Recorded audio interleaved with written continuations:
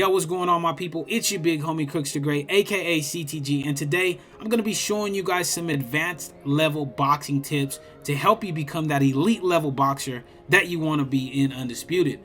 Now, I wanted to make this video because I realized I have made a lot of beginner level boxing tips videos for the newer players in the game. So this one's going to be for all of the people who kind of got a good feel for Undisputed, that really want to take their game to the next level and become an elite level boxer. Beginner level players, you guys might be able to grasp some of the stuff that I talk about in this video, but if you don't and you get tripped up, that's all right.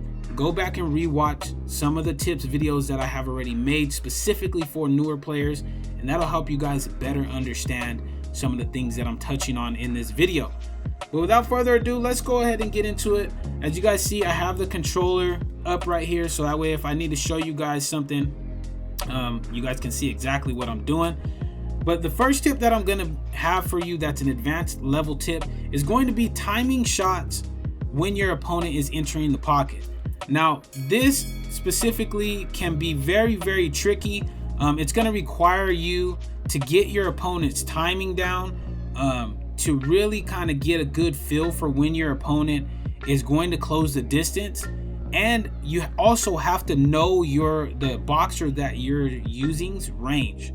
So all of those things kind of come into play, which is why this is an advanced level tip. But if you're able to time these out accordingly and you're able to land damaging shots as your opponent is closing the distance, it can play a very, very big part in not only messing up your opponent's timing, but also kind of persuade them to stay on the back foot a little bit more and to allow you to create a pressure style. And that can really benefit you if you're using somebody like a Chavez, or you're using somebody like a Lomachenko, or any shorter fighter that needs to fight inside in order to get a victory. So in order to do this, you want to, like I said, you want to understand the range of the boxer that you're using.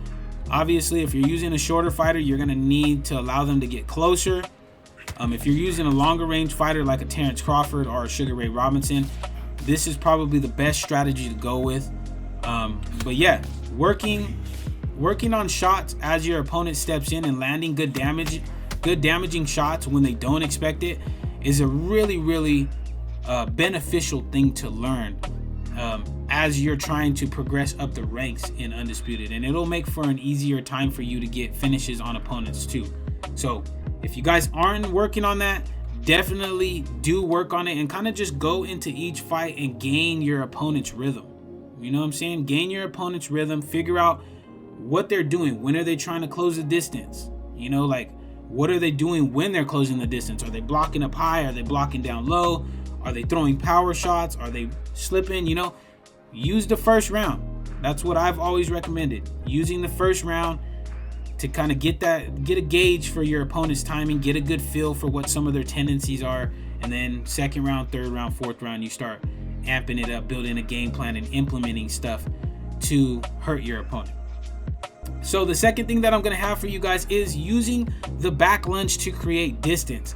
And now, I don't see this nearly utilized enough in the online community, using the back lunge to create the distance to not only separate yourself from your opponent, but to potentially create angles as well as causing big whiffs on power shots or just whiffs in general, right? So in order to do this is why I have the controller up. You're going to flick your left stick back, if Undisputed will let me do it. You flicking your left stick back like that, it's going to create a little bit of a range distance, and that's going to allow you to cut an angle to either retreat, to kind of change ring position as well. Like if you're in the corner and you're able to create that back lunge and circle out, you can potentially put your opponent in the corner. But it can also serve to cause your opponents to whiff, and that's something that people don't necessarily feel like is important right now. But with the buff stamina, it really, really can play a big part in gassing your opponent out. So use your back lunges, man. Use your back lunges. You can step back nearly damn near any single time you want. But timing these out and learning how to use them and when to use them can be so beneficial to you in frustrating your opponents, as well as creating opportunities for you to counter. If you're using a longer range fighter, it creates those whiffing opportunities, as well as opportunities to go down to the body as well. So the third thing that I'm going to have for you guys that's an advanced tip is learning to break your rhythm. Now, if you guys come over from the YouTube or from the UFC side, then you guys have heard me talk about this a lot, man. Breaking your rhythm is super important to do, especially if you're fighting another elite level boxer that really knows what they're doing. This is something that I really routinely use to help myself beat high level players in this game. And it's something that if you don't use it, you should be using as well. And now what I mean by that, what do I mean by breaking rhythm? For those of you guys that might not understand that, a rhythm of a fight is basically how the fight is going in terms of its pace. So usually this means I go, then you go, I go, then you go, I go, then you go. That's a normal pace, right? It's a normal pace of a rhythm of a fight, right? So what I mean by breaking your rhythm is going to be striking when your opponent is expecting you to be on defense or not expecting you to be on offense. So that's exactly what that means, right? So if that's a little confusing, kind of go back and re-listen to that again, right? So breaking your rhythm can be super important because it allows you to catch your opponent off guard, which could potentially land you damaging counter shots. It could walk an opponent into a strike that they weren't anticipating eating. They can walk into a heavy combination. They can potentially even get flash knocked down if they're not anticipating when you're actually striking. So breaking rhythm can be super, super important. If you're not using it, I would highly recommend you teach yourself how to break rhythm. And this is going to be really simple for you to do, right? So if you're in practice mode right here, we got Chavez, right? My opponent goes, I go, he's going to go again. So I'm going to throw one strike off, and then I'm going to immediately go again. And that's exactly what I mean by breaking rhythm, right? So maybe one time I throw a jab straight, I back up, I throw a jab straight again, let it settle. He's going to come in, I'm going to throw a jab straight. But this time, instead of sitting back and retreating, I'm going to walk forward, and I'm going to launch off a forward stream combination.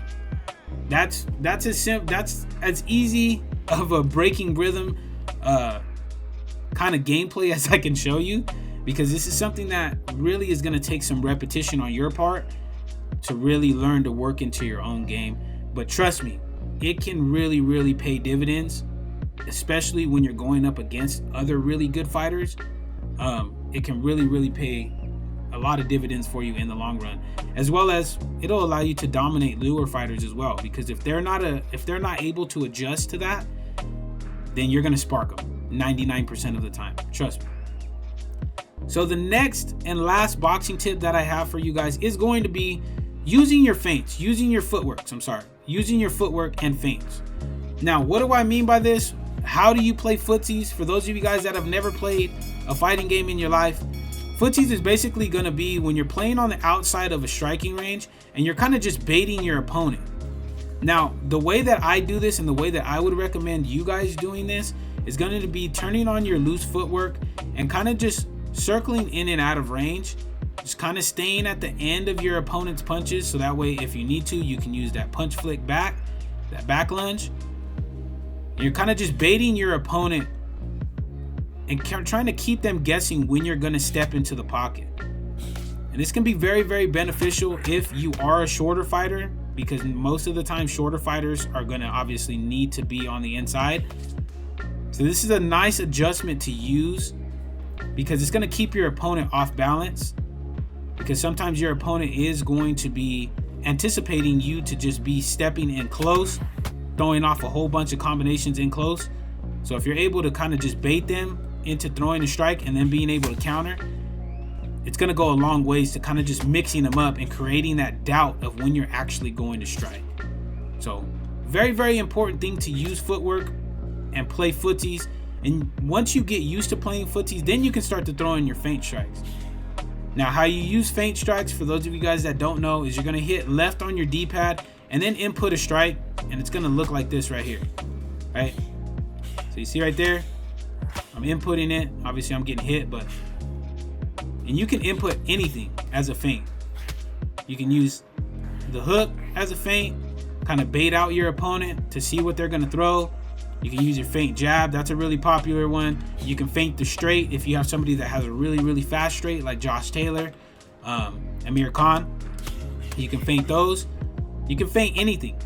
So once you get used to using footsies, I would highly recommend you learn how to use the feint in your favor too, because that can really stifle an opponent and really kind of just keep them on edge of when you're actually going to throw a strike as well. But all right, my people, that is it for the video. If you guys did enjoy this video and you guys are new to the channel, make sure to slap that subscribe button as well as slap that like button. It'd be much appreciated, so that way this video does get tossed into the YouTube algorithm. And let me know if I need to clarify anything that I broke down in this video. I know it might be a little confusing to you guys, excuse me, everything that I just talked about in this video. So if you guys have any questions, please drop a comment in the comment section. I'm going to be responding to every single comment that's in this video. So until next time, my people, take it easy, be safe, enjoy the rest of your guys' day, afternoon, evening, depending on where you guys are watching this from, and I will see you guys in the next video.